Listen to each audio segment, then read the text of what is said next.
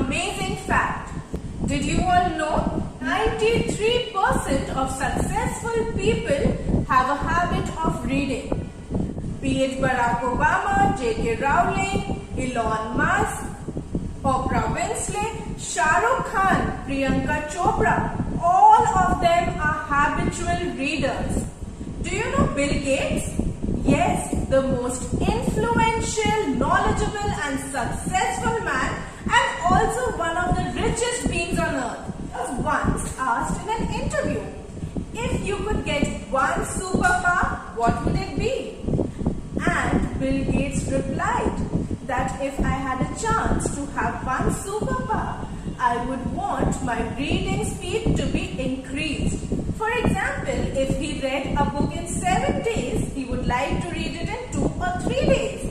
Imagine, he was so fond of reading. Now just think about it once. A person lives his entire life. He has so many experiences, goes through so many situations and then writes a book. And you can go through that entire life experience in just 2 or 3 days. Isn't that amazing?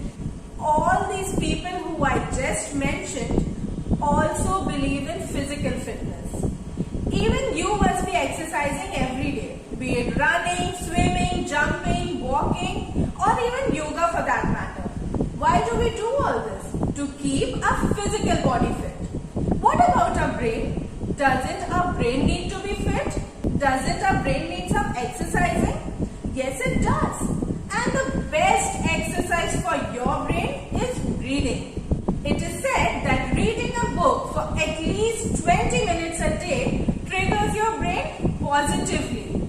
Also, researchers say that reading a book is more effective than listening to music. Now let's talk about our life experience. Many a times we learn something and we forget it.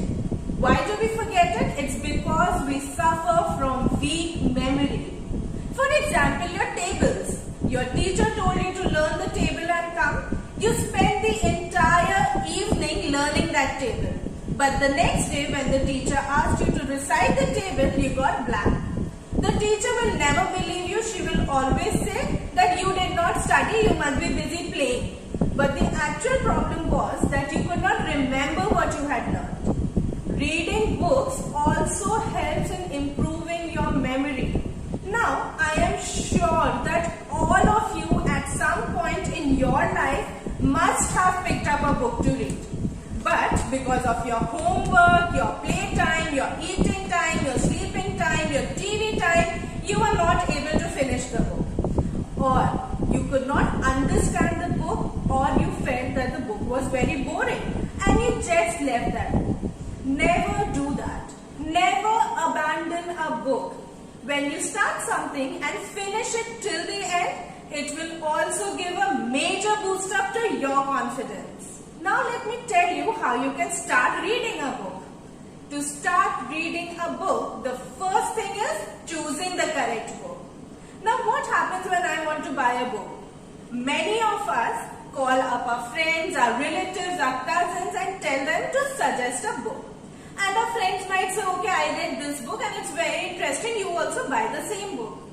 And the biggest mistake that we make is purchasing that book and start reading it. Always choose a book according to your liking. Now the second thing, when you're going to read a book, sit in a place that is very quiet. Turn off your mobile phones. Put your gadgets aside. Be it your mobile phone, your laptop, your television, switch all of them off. Those 20 minutes should just be for you and your book.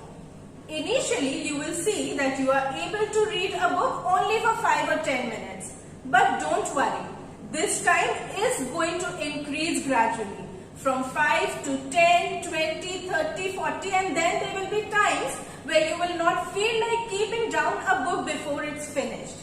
And you will also see that your reading speed increases. For example, on the first day, if you were able to read just 2 pages in 5 minutes, on the 4th or 5th day, you will see that within that 5 minutes, now you are reading 3 to 4 pages on an average. Point number 2. When you start reading a book, have a strict and a fixed schedule for reading it. You want reading to become your habit. So follow this timing every day. In many videos, you will be told to read right before you go to sleep. But that is not at all the correct thing to do. You should read with a fresh mind. 5 to 10 minutes of concentrated reading is equivalent to many hours of unconcentrated reading and in a sleepy mode reading, which is not at all good for you. You are not going to gain anything from that. Now, I am going to give you 2 tips for today. How you are going to get the most out of what you are going to read. The first thing is, whenever you are reading a book, draw margins on both the sides of the book. Any new word that you see in that book or on that page, just write it down outside the margin. And remember to take down the correct meaning and pronunciation of that word later on. The second tip for today is, many of your teachers must have told you, always keep your finger on the page that you are reading on. But I understand that it is a little embarrassing to keep your finger and read, because then people think that you are not as good at reading as it should be. And the other thing is that our fingers are a little too fat to keep on the pages and read through the lines, because our finger will hide most of the words and the lines. So what are you supposed to do? You are supposed to use the back of a pen or a pencil. All you need to do is, suppose I am reading this book, I will keep my pen or my pencil on the line where I am reading. And as I read the words, I am going to even move my pen or pencil with it. This also increases your eye and your hand coordination, because you are going to see that your eye will follow your hand. This also prevents you from skipping a line or a word in what you welcome to the second part of this video. In the second part of the video, I am going to take you through the types of books that you can start reading.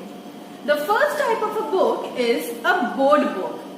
A board book is a book which is recommended for children from the age group of 0 to 3 years. This book has all pages of a thick nature. They are all made up of thick cardboard. That's why it is called a board book. Smaller children tend to tear pages, they like to scribble around, and that is why they are given board books. These pages cannot be torn by the children. Even if they scribble around on the sheets, you can just wipe them out. So the first type of a book is a board book. The second type of a book is a picture book. A picture book is recommended for the children of the age group of 3 to 8 years. These books have pictures in them along with text. So you can see big pictures and also matter written in them. This creates an interest in the children for reading. The third type of a book is a folk book. These books tell us stories which our grandparents or our parents or our relatives used to tell us. The next type of a book is an activity book. These are also called engaging books. These books consist of worksheets or of activities that the children can do. The children really get a lot of knowledge from these books. The brain is triggered in the right places. The next type of a book is a poetry book. For all the young poets and poetesses over here, you all can go through a lot of poetry books. The next type of a book is a knowledge book. A knowledge book is a book that imparts some knowledge to you. It can be an encyclopedia, it can be a believe it or not book. You can pick up a fun facts book, any type of book that you like. You can also select a variety of books. Like on this shelf, you will see books for all my young children. These are wonderful storybooks with pictures in them, wherein you can learn a lot. New words, proper pronunciations, and a good story for you all. For all my young readers out there, you can start with the Marvel books, you can go through the Star Wars books, Here's a very interesting Thor book for you. So you can read all these books and even the Harry Potter series that is full and plentifully available in the market. You can pick up whatever interests you. We also have biographies and autobiographies like Mahatma Gandhi, the Wright brothers, Sunita Williams, Ashoka, Charles Dickens, Christopher Columbus, Shivaji Maharaj, even a book on Bill Gates, who we were talking about in our previous video. If you are interested in travel, you can also read books upon different places like the Taj Mahal or the pyramids or any book that interests you. You can read fictional books, you can read non-fictional books. From this, you can pick up a little bit of learning. A fictional book is basically made up of imagination, and a non-fictional book is made up of general facts and universal facts. For example, biographies and autobiographies. All these books that you just saw were a part of biographies and autobiographies. I would also suggest all my children to read storybooks, because storybooks are books that are going to teach you a lot of voice modulation, give you a lot of expression, and they are going to catch your interest in reading books. Coming to an end of this video, before leaving, I want to put in a thought in your mind. Readers are leaders. If knowledge is power, then reading is your superpower.